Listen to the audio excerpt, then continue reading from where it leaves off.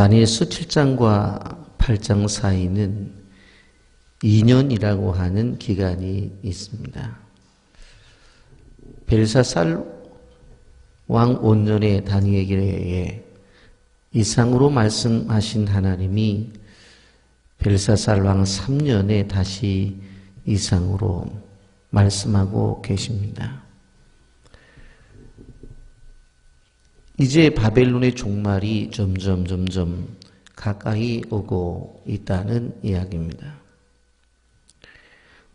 7장과 8장을 보게 되어질 때에 8장에서 두 가지 면에서 중요한 차이가 보여지고 있는데 7장 6절에서 나타난 것을 보면 메데파사의 정복 위에 일어날 일들에 대해서 좀 더 자세하게 계시하고 있고, 둘째로 2장 4절부터 7장까지는 아람어로 기록이 되어져 있는데 이제 다시 8장에서부터는 히브리어로 기록이 되어져 있다라고 하는 것입니다. 히브리어로 기록이 되었다고 하는 것은 이것은 특별히 이스라엘 민족을 향한 계시다라고 하는 것을 우리는 알 수가 있습니다. 여러분 8장 2절에 보면 내가 환상을 보았는데 내가 그것을 볼 때에 내 몸은 엘람 지방 수산성에 있었고 내가 환상을 보기에 을레 강변에서니라 그렇게 말씀합니다. 엘람 지방이라고 하는 것은 우리식으로 말하면 인천광역시라고 하는 이야기고 바로 수산성이라고 하는 것은 그 지역의 도시라고 그렇게 말씀을 드릴 수가 있습니다. 수산은 바벨론에서 동쪽으로 약 220마일 떨어진 그러한 도시였습니다. 바벨론이 멸망을 당하고 메데파사가 들어서면서 이곳은 바사 나라의 수도가 되어집니다. 우리가 성경을 읽다가 보면 이 페르시아라고 하는 바사 나라에 살고 있었던 에스더와 느헤미야도 수산성에 있었던 것을 우리는 알 수가 있습니다. 하나님께서 이상 가운데서 모든 것들을 미리 보여주셨는데 사실 다니엘은 지금 바벨론에 있습니다. 그런데 그곳을 이제 떠나 이상 가운데서 엘람도에 있는 수산성에서 그리고 거기에 을레 강변에 있는 일들을 보게 되어진 것입니다. 3절 4절에 보면 내가 눈을 들어 본즉 강가에 두 뿔 가진 수장이 섰는데 그 두 뿔이 다 길었으며 그 중 한 뿔은 다른 뿔보다 길었고 그 긴 것은 나중에 난 것이더라. 내가 본즉 그 수장이 서쪽과 북쪽과 남쪽을 향하여 받으나 그것을 당할 짐승이 하나도 없고 그 손에서 구할 자가 없으므로 그것이 원하는 대로 행하고 강하여졌더라. 이렇게 말씀하고 있습니다. 사실 이 수장은 메대와 바사를 상징하는 것입니다. 그 두 뿔이 다 길었다라고 하는 것은 뿔은 곧 세력과 힘을 상징하는 건데 한 뿔이 다른 뿔보다 길었다라고 말씀을 합니다. 처음 난 뿔이 나중 난 뿔보다 길다고 말씀합니다. 이 말은 바로 이 다니엘서 6장에 나오는 한 뿔은 메대 사람 다리오를 가르치는 것이고 그리고 또 한 뿔은 바로 바사의 페르시아의 고레스 왕을 가리키는 것입니다. 바로 이 수장에 뿔이 났어요. 그런데 한 뿔은 다른 뿔보다 짧고 그 옆에 있는 뿔은 길어요. 메대와 바사가 한 나라를 이루는데 결국은 메대 사람 다리오가 결국 나중에 바사의 고레스에 의해서 결국 무너지는 것을 바라보게 되어집니다. 결국 이제 페르시아라고 하는 이 바사나라는 헬라 제국의 알렉산더 대왕이 등장할 때까지 한 200여 년 동안 강대한 국가로서 전하를 다스리는 것을 보게 되어집니다. 여러분, 이러한 강력한 세상의 나라가 등장을 하면서 그 앞에 소위 말하는 하나님의 나라가 어떻게 되어지느냐라고 하는 것을 11절과 12절에 말합니다. 또 스스로 높아져서 군대의 주제를 대적하며 그에게 매일 드리는 제사를 없애버렸고 그의 성소를 헐었으며 그의 악으로 말미암아 백성이 매일 드리는 제사가 넘긴 바 되었고 그것이 또 진리를 땅에 던지며 자의로 행하여 형통하였더라. 그렇게 말씀합니다. 여기에 보니까 스스로 높아져. 이것은 무엇을 이야기하는 거예요? 하나님처럼 생각했다라고 하는 것입니다. 여러분, 이렇게 하나님처럼 생각하는 세력들이 나타났어요. 그 사람을 소위 학자들은 헬라의 안티오코스라고 하는 사람으로 이렇게 명합니다. 안티오코스는 자기 이름 뒤에 에피파네스라는 별명을 붙여서 안티오코스 에피파네스라고 불렀는데 그 뜻은 영광스럽게 나타났다라는 그런 뜻을 가지고 있습니다. 이 사람이 왕이 돼서 한 일이 무엇입니까? 매일 드리는 제사를 없애버렸습니다. 이스라엘 백성들은 아침과 저녁으로 제사를 드렸습니다. 소위 상본제라고 하는 것입니다. 그래서 아침 제사와 저녁 제사가 있었는데 그 모든 제사를 없애버렸어요. 여러분, 새벽 기도가 성경에 어디 있느냐고 그렇게 말하는 분들이 계신데 분명히 있습니다. 그리고 더 나아가서 저녁 기도도 분명히 있어요. 아침과 저녁으로 이스라엘 백성들은 늘 제사를 드렸는데 바로 이러한 세상 나라가 등장하자 그 모든 것들을 하지 못하게 한 거예요. 그리고 여기 보면 그의 성소를 헐었다 그렇게 말을 해요. 안티오코스는 성소를 헐어버리고 그 장소에 바로 헬라의 신이었던 제우스의 단을 만들고 제우스에게 제사를 드리도록 한 것입니다. 돼지를 잡아 제우스에게 제사를 드렸죠. 그리고 진리의 말씀, 바로 성경책을 있는 대로 다 찾아서 찢어서 불태워 버린 그러한 일을 하는 것을 보게 되어집니다. 그런데 이러한 일이 있었을 때에 이 세상 나라가 평생 동안 이 땅을 지배하느냐? 그것은 아니라고 하는 것입니다. 여러분 13절 14절 보세요. 내가 들은즉 한 거룩한 이가 말하더니 다른 거룩한 이가 그 말하는 이에게 묻되 환상에 나타난 바 매일 드리는 제사와 망하게 하는 죄악에 대한 일과 성소와 백성이 내어준 바 되어 지팔필이 어느 때까지 이를꼬 하매 그가 내게 이르되 2300 죄악까지니 그때의 성소가 정결하게 되리라 하였느니라. 도대체 이 세상의 세력들이 이렇게 바로 제사를 없애고 성소를 무너뜨리고 율법책을 다 찢어 던져지는 일이 계속 진행이 될 것이냐. 그렇게 물을 때에 기간을 이야기하죠. 여기에 보면 분명하게 2300 주야 그렇게 말합니다. 계산해 보면 한 6년 정도가 되어지는 것을 보게 되었습니다. 결국 바로 그 기간이 되어지면 회복이 되어지는데 여기에 보면 그때의 성소가 정결하게 되리라 그렇게 말씀합니다. 결국 이스라엘 백성들의 무너짐이라고 하는 것과 회복의 중심에는 뭐가 있어요? 바로 성소, 하나님의 교회가 있다라고 하는 것입니다. 여러분, 이것을 통해서 이스라엘 백성들이 완전히 무너진 것은 아니다.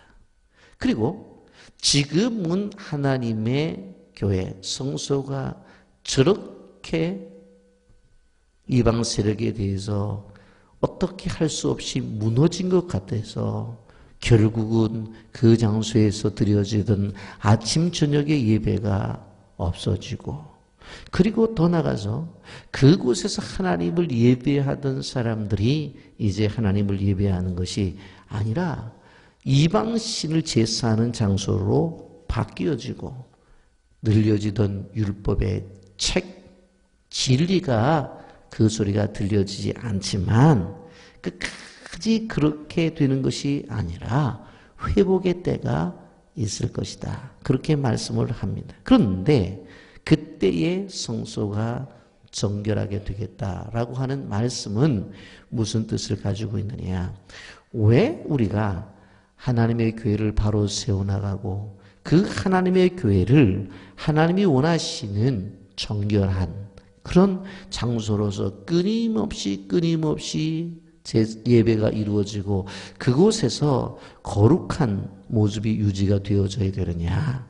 안 그러면 바로 다니엘 시대의 성전처럼 그렇게 될 수가 있다라고 하는 것입니다. 그렇다고 한다면 이러한 현상을 통해서 우리가 성경에서 가르쳐주고 있는 그렇게 되지 않기 위해서 어떠한 자세를 가져야 되느냐?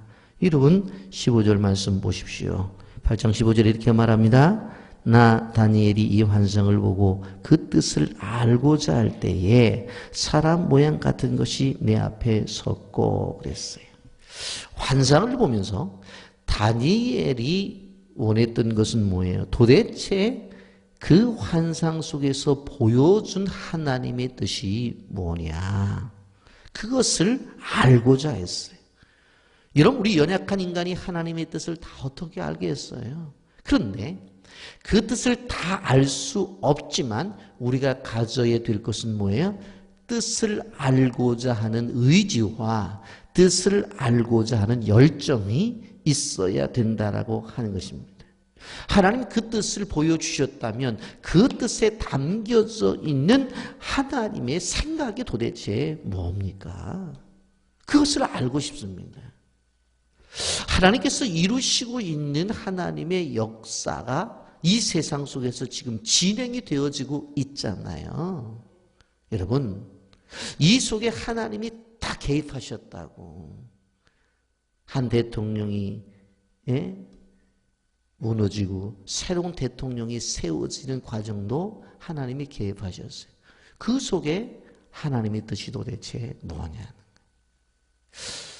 우리의 살아가는 세상 속에서 일어나고 있는 작은 일이든 큰 일이든 우리가 끊임없이 질문해야 되는 것은 뭐냐면 도대체 이것에서 주시는 의미가 도대체 뭡니까? 그래서 갈급함이 있었어요. 여러분 시편 40편 1절에 이렇게 말하지요. 하나님의 사슴이 시냇물을 찾기에 갈급함처럼 내 영혼이 주를 찾기에 갈급하네. 항상 갈급함이 있어야 돼. 갈급함. 그랬더니 여기 16절에 보세요. 내가 들은즉 을레강 두 언덕 사이에 사람의 목소리가 있어 외쳐 이르되 가브에라 이 환상을 이 사람들에게 깨닫게 하라 하시니라. 목소리가 들려요. 사람의 목소리. 왜? 사람의 목소리가 들려져야 사람의 목소리로 들려져야 사람들이 듣잖아요. 그러면서 뭐라고 말해요? 가브에라 이 환상을 이 사람들에게 깨닫게 하라. 가브엘이 누굽니까? 하나님의 천사자. 하나님이 보내준 사자잖아요. 그 가브엘을 향해서 뭐라고 말해요? 하나님이 직접 말씀하실 수 없잖아요. 그러니까 가브엘을 통해서 하나님의 사자인 천사를 통해서 이야기해줘라. 그렇게 말하는 것이. 여러분, 우리는 역사 속에서 수많은 하나님의 종들을 통해서 하나님의 말씀하심을 우리는 들었습니다. 모세를 통해서도 말씀하셨고 사무엘을 통해서도 말씀하셨어요. 이사야 선지자를 통해서도 말씀하셨어요. 눈물의 선지자 예레미야를 통해서도 말씀하셨고 예수님이 오시기 전에 세례 요한을 통해서도 말씀을 하셨단 말이에요. 수많은 주의 종들을 통해서 하나님의 뜻을 전해 주셨어요. 여러분, 오늘도 이 강단을 통해서 하나님의 말씀이 증거된다는 사실을 기억하시기를 바랍니다. 여러분, 그래서 우리가 하나님의 뜻을 알기를 갈망하고 하나님의 뜻을 알기를 소망하면서 달려들면 하나님이 그 사람에게 개인적으로 하나님의 뜻을 가르쳐 주셔요. 그리고 교회적으로도 가르쳐 주셔요. 아, 이거구나, 이거구나. 이럴 때 하나님의 뜻이 나타나게 되어질 때에 여기 보세요. 어떠한 자세가 나타납니다. 다니엘의 모습을 보시죠. 17절에 그가 내가 선 곳에 나왔는데 그가 나올 때 내가 두려워서 얼굴을 땅에 대고 엎드리며 그가 내게 이르되 인자의 깨달으라 알라 이 환상은 정한 때 끝에 관한 것이라. 다니엘이 어떤 모습을 보이는 거예요. 그가 나올 때 가브리엘이 나타나서 다니엘에게 그 뜻을 전하고자 하는 말씀이 나타나게 되어질 때에 바짝 엎드리는 거예요. 그게 뭐예요? 하나님 앞에 자세란 말이에요. 그가 선지자지만 경건한 자세가 나타나는 거예요. 여러분, 우리가 신앙생활을 하면서 중요한 것이 무엇인가 하면 하나님 앞에 내가 어떤 자세로 서느냐가 중요한 거예요. 어떤 자세로. 여러분, 다니엘은 하나님이 천지의 주제이시면서 인간의 운명과 역사를 주관하시는 분인 줄 알아요. 그런데 그가 보낸 가브리엘 천사 앞에서 납작 엎드리는 거예요. 뭐예요? 경배가 있는 거예요. 예배가 있는 거예요. 여러분, 경외심이 있는 거예요. 하나님을 두려워하는 모습이 있는 거예요. 이것이 뭡니까? 관계. 하나님과 나와의 관계 속에서 하나님은 예배를 받으실 분이요 나는 그 앞에 엎드리는 존재라는 거예요. 그분은 나의 경외심의 대상이라는 거예요. 이게 뭐예요? 소위 말하는 하나님의 존전의식이에요. 하나님 앞에 내가 어떠한 자세로 있느냐라고 하는 거예요. 다니엘은 하나님의 존전의식이 있는 사람이었어요. 여러분, 그러면서 여기 보세요. 이제 17절부터 19절까지 보면 정한 때가 있다. 그러면서 18절 그가 내게 말할 때 내가 얼굴을 땅에 대고 엎드려 깊이 잠들매 그가 나를 오르만져 일으켜 세우며 이르되 진노하시는 때가 마친 후에 될 일을 내가 내게 알게 하리니 이 환상은 정한 때 끝에 관한 것이라. 그러면서 쭉 넘어가서 28절, 26절 말씀을 보십시오. 이렇게 말씀합니다. 이미 말한 바 주야에 대한 환상은 확실하니 너는 그 환상을 간직하라. 이는 열한 날 후에 이름이라. 이 환상은 확실한 거예요. 말씀을 통해서 주시는 이 진리, 이것은 변하지 않는 거예요. 환상 바로 분명한 거예요. 정한 때. 구약에서 말씀하고 있는 이 때, 정한 때. 결국 박해가 끝나고 성육신으로 예수 그리스도가 이 세상에 오실 것에 대해서 분명히 이야기하고 있는 예언적 메시지 있는 것을 바라볼 수가 있습니다. 환난도 끝이 있다는 거예요. 박해도 끝이 있다는 거예요. 고난도 끝이 있다는 거예요. 그것이 하나님이 우리를 사랑하시는 그러한 하나님의 사랑으로 나타난다라고 말씀하고 있는 것을 보게 되어집니다. 여러분, 우리는 다니엘서 8장을 통해서 뭘 보는 거예요? 역사 속에 깊이 개입하시는 하나님. 그렇기 때문에 어떠한 절망 속에서도 바로 하나님만 바라본다고 한다면 우리는 어떠한 상황 속에서도 절망할 필요가 있다 없다? 없다. 그리고 인간의 자랑은 자랑거리가 아니야. 끝까지 겸손해야 된다. 왜? 하나님이 주관하시기 때문에 어느 한순간에 무너져 버린다. 그리고 인간이 무엇인가를 이루려고 하지 말고 하나님 뜻 앞에 순종을 해라. 왜 그래요? 그분이 창조하신 분이에요. 그분이 보존하시는 분이에요. 그분이 통치하시는 분이에요. 그분이 심판하시는 분이에요. 그래서 우리가 기억해야 될 것은 뭐예요? 하나님이 시작하셨기 때문에 하나님이 진행하시고 마침도 하나님께서 하시기 때문에 철저하게 하나님만 바라보고 우리가 믿음 생활을 한다면 하나님께서 내 인생을 통해서도 하나님의 뜻을 이루신다. 라고 하는 사실을 꼭 기억하시면서 이 말씀이 우리 삶의 지표가 되기를 예수님의 이름으로 축복합니다.